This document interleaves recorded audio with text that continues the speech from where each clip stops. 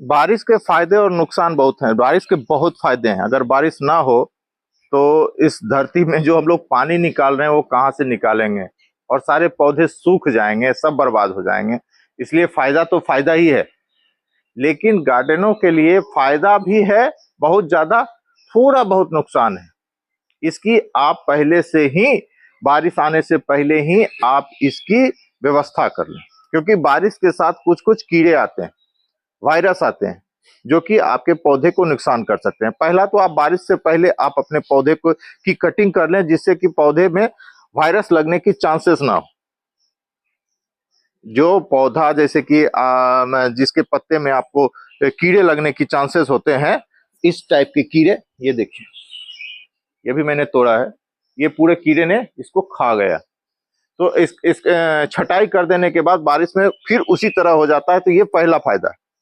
दूसरा, यहाँ 2-3 कीड़े होते हैं जिसको हम लोग देसी भाषा में लाही कहते हैं, कुटकुटिया कहते हैं। तो लाही काला कलर का होता है, कुटकुटिया उड़ने वाला होता है। वो आप नेट लगा के भी सोइएगा ना, तो वो भी आपके नेट के अंदर चला जाएगा और आपको परेशान करेगा। दूसरी बात कि अगर आप कटिंग नहीं करते हैं तो ये देखिए इसका नुकसान।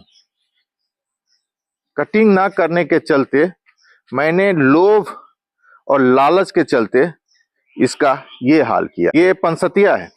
पंसतिया होने के कारण होता क्या है कि इसके जो पत्ते होते हैं ये लाल रंग के हो जाते हैं।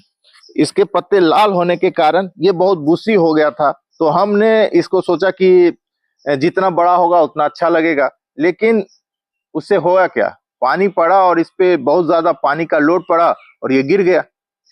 और वहां पे गड्ढा टाइप का हो गया था, आप देख रहे हैं, आपको दिख रहा होगा, वो गड्ढा टाइप का हो गया है। मैंने उसमें नया मिट्टी डाला है, ये देखिए।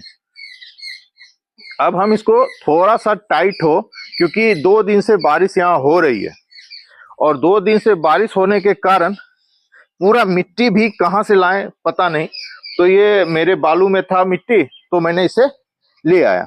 अब इस गड्ढे को भरेंगे और इसको इसके सहारे खड़ा करेंगे, क्योंकि यहाँ दीमक बहुत ज्यादा है। बहुत ज्यादा दीमक होने के कारण आपका कोई लकड़ी का या बांस का डंडा नहीं हम दे सकते हैं, बेम्बो का, इसलिए हम इसमें डालेंगे, क्योंकि जस्ट मैंने इसमें दीमक की दवाई दी है। और बरसात में यह भी एक बहुत बड़ा कारण है कि आपका दीमक लगेगा, आपको इसमें दीमक लगेगा, इसलिए हम इसको इसके सहारे बांधेंगे। लेकिन जब ये पूरी तरह से जमीन थोड़ा सा भी कड़ा हो जाए तो, नहीं तो इसके ऐसे ही गिरा हुआ है, 2 दिन से गिरा हुआ है, तो मैंने इसे टच नहीं किया है।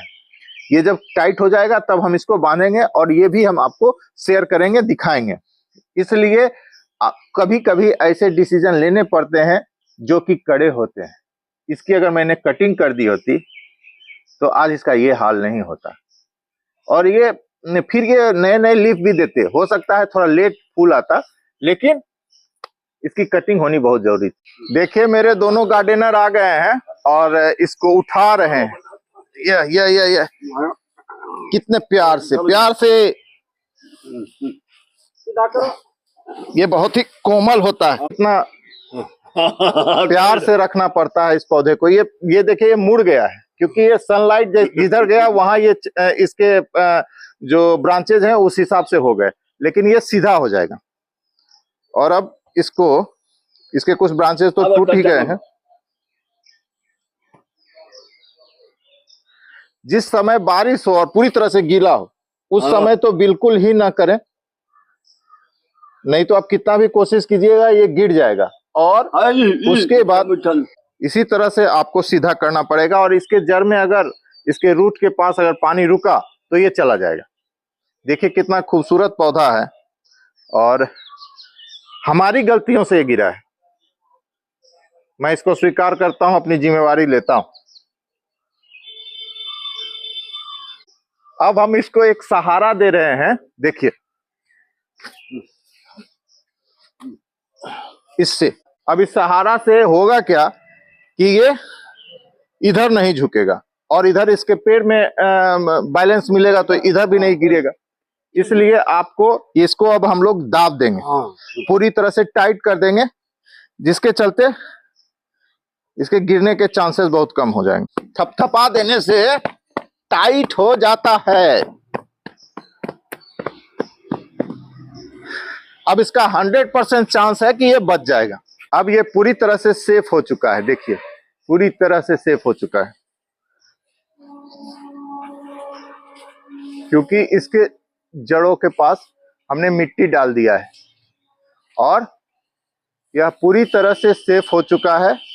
अगर आपके पास भी अगर बारिश में से गिरे और ये व्यवस्था हो तो ऐसी व्यवस्था कर लें और इसका पूरी तरह से ध्यान रखें, और हो सके तो बारिश के पहले इसकी कटिंग कर लें, जिससे कि आपको आपके पौधे को दोबारा ऐसा ना करना पड़े। ये मेरी गलतियों से हुआ है और इसका ध्यान रखना बहुत जरूरी था। इसको लाइक और सब्सक्राइब कीजिएगा। धन्यवाद। इस बारिश में रुकने के बाद हम लोगों ने ये मेहनत किया है। धन्यवाद।